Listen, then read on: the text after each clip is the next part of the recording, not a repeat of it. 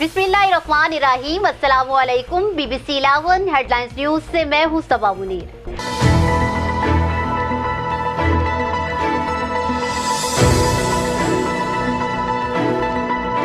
नाजरीन, आपको अपडेट करें साहिवाल से, जहां हमारे नुमाइंदा खसूसी शाहजेब जतोई के मुताबिक साहिवाल में अगेगा के प्लेटफार्म से जुल्करनैन मलिक चेयरमैन PERSA और मरकजी कायद अगेगा की सरपरस्ती में महंगाई और सरकारी मुलाजमीन के साथ हुकूमत की गलत पॉलिसियों के खिलाफ भरपूर एहतजाज किया गया।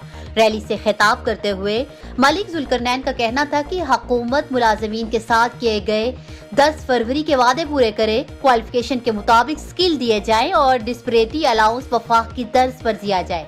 उनका कहना था कि एडहॉक रिलीफ को तनख्वाह का हिस्सा बनाया जाए, रिटायरमेंट का जालिमाना नोटिफिकेशन वापस लिया जाए और महंगाई अलाउंस दिया जाए। मलिक जुल्करनैन का कहना था कि MPhil और PhD उस्ताज़ा को स्किल 17 और 18 दी जाए। जबकि रैली से जनरल सेक्रेटरी PERSA साहिवाल महर शौकत काठिया, कोऑर्डिनेटर साहिवाल सईद अहमद खान, कोऑर्डिनेटर तहसील साहिवाल जमशेद गुजर और दिगर ने खिताब किया।